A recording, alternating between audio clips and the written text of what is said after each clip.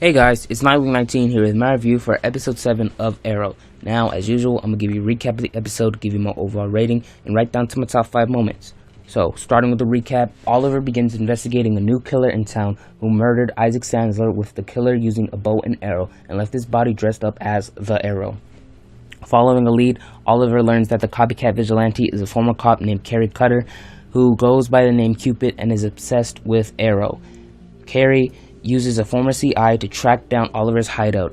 Oliver lures Carrie away. When Oliver rejects her romantic advancement, Carrie tries to kill the both of them. Oliver stops her, which reinforces Carrie's delusion that he is in love with her. Subsequently, Oliver gives her to Argus as a new member of their Suicide Squad in hopes that being on the team will provide her guidance. Meanwhile, Ray reveals his next plan to help save the city is rebranding Queen Consolidated into Palmer Technologies. Oliver struggles with how much time Felicity is spending with Ray, and the situation is made worse when he walks in on them kissing. Ray is shown working on a personal exosuit design, and in the flashbacks to Hong Kong, Oliver and Maceo's wife go off to find her husband when he is gone missing. So, overall, I'm giving this episode an 8.5. It wasn't as good as I expected it to be. It was, really, it was all about Olicity this episode.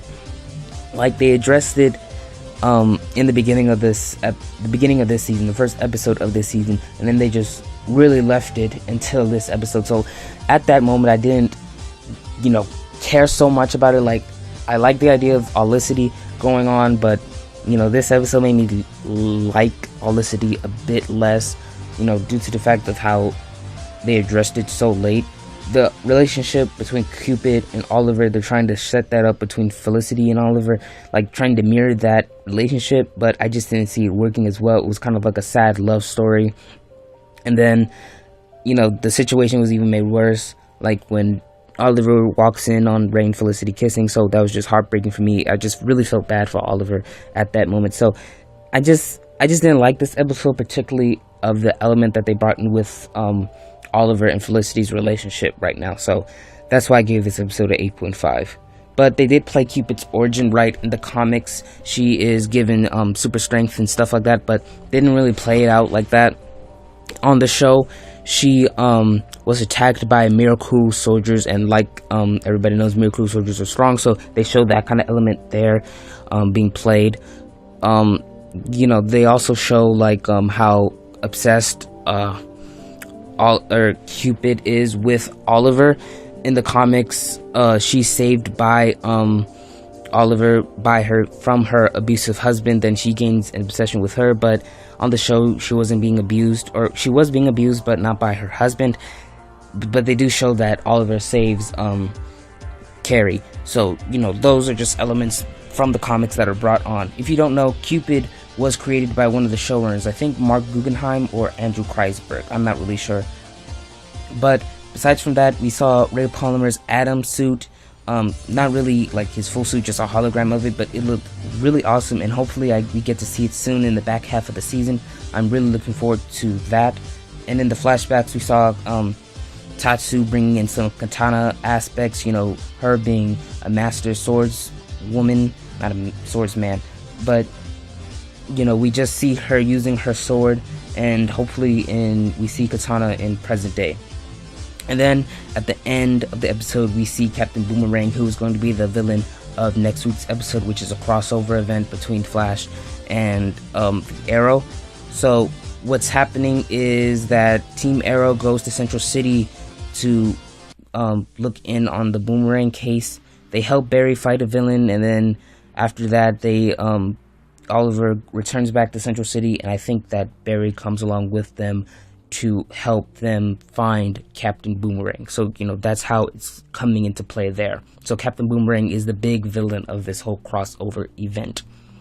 And now onto some small Easter eggs. The Outsiders was mentioned when Oliver and Tatsu were in the car. It was told to Oliver by Maceo in Japanese at first, and then Tatsu just translates that.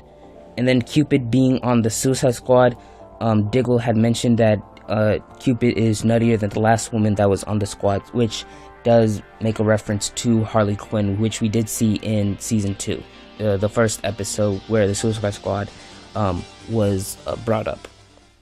So now onto my top 5 moments, and I'm going to be doing something a little bit different. I had mentioned everything that I liked about this episode in my review portion of this video, so when I get down to my top 5 moments, I'm just going to be mentioning those top 5 moments. I'm not going to be going into explanation as to why I like that moment, but I will be showing that moment, like I will be playing that video along instead of showing a picture of that moment, so you guys get a better feel of that particular moment. So, starting with number 5, Oliver versus Cupid. It's over, Carrie. I guess it's true what they say. You only hurt the ones you love. Number 4, Oliver walks in on Ray and Felicity kissing. Number 3, the flashbacks.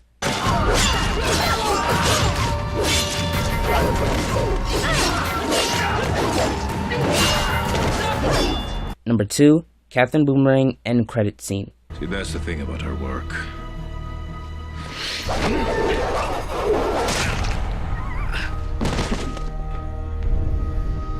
It always comes back to haunt you. And my number 1 moment, the Atom suit teaser.